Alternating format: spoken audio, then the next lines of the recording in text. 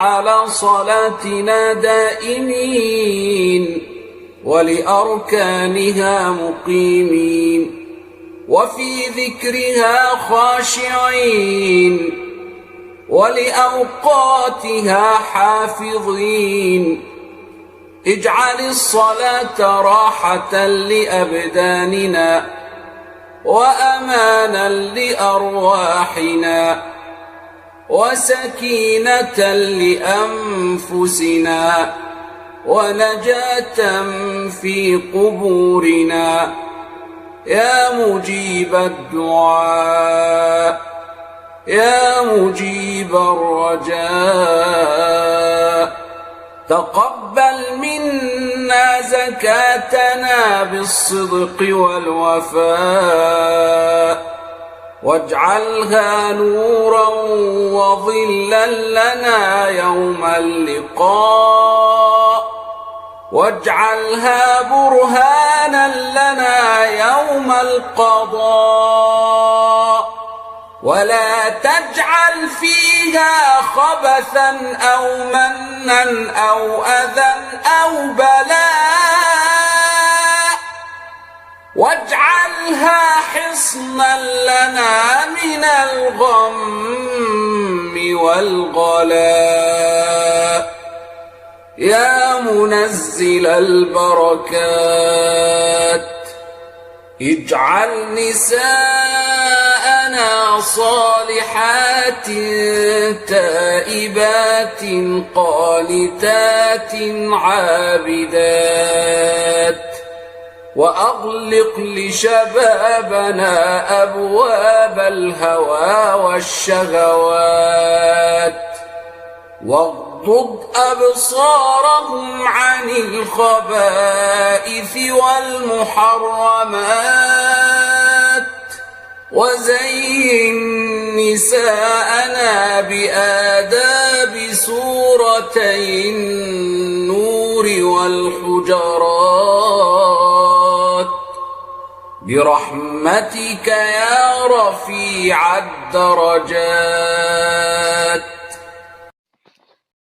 اللهم امين يا رب العالمين. ازيكم حبايبي، عاملين ايه؟ يا رب تكونوا بالف خير. يوم جديد وفيديو جديد، ويا رب الفيديو بتاعنا النهارده يعجبكم. روتين في المطبخ كده بسيط.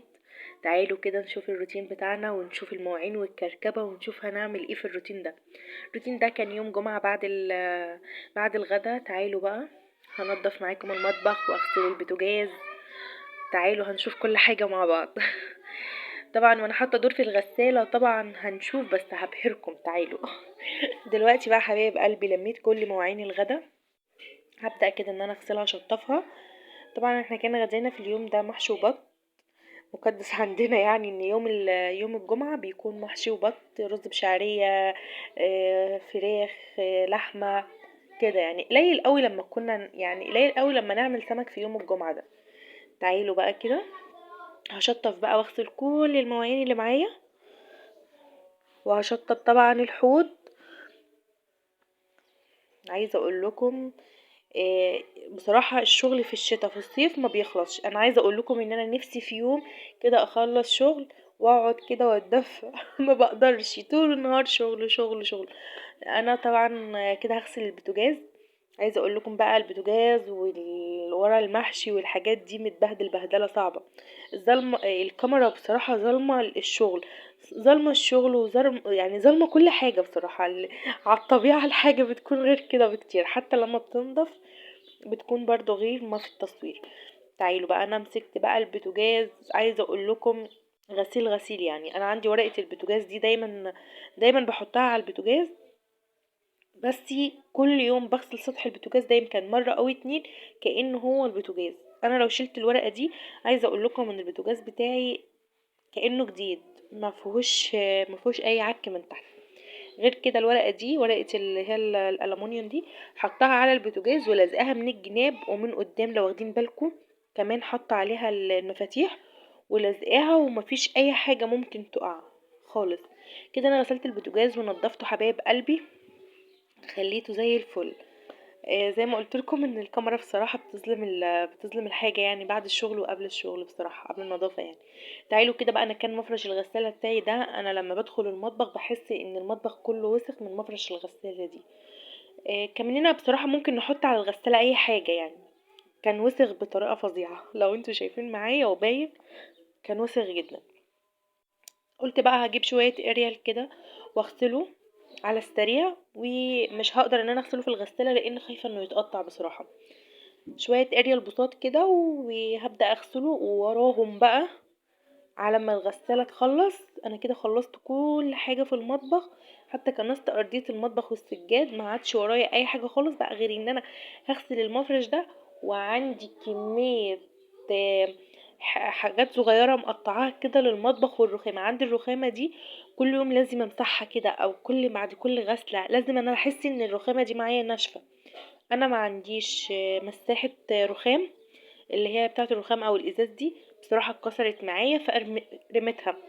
عامله انا بقى حتت صغيره كده للرخام، امسح البوتاجاز، امسح مثلا حته، مثلا همسح المطبخ اعملها شويه اريال بشويه ميه شويه كلور، شويه كلور امسكهم امسحهم كده الارضيه وبعد كده افرش. بصراحه بحب الحتت دي في ايديا كده على طول. هي حتت قديمه من دفايات وكمان بتشرب الميه وحلوه قوي. انا كده مسكتهم كلهم، غسلتهم كده بميه بس، وبعد كده هرغي عليها بالصابونه السمراء بتاعه المواعين.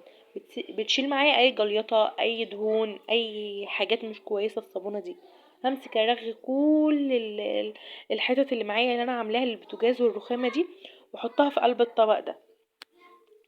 بعد كده بقى همسكهم ادعكهم كلهم، بعد ما ارغي عليهم ادعكهم واشطفهم كويس، وهطلع انشر. هنشوف كل حاجه مع بعض دلوقتي.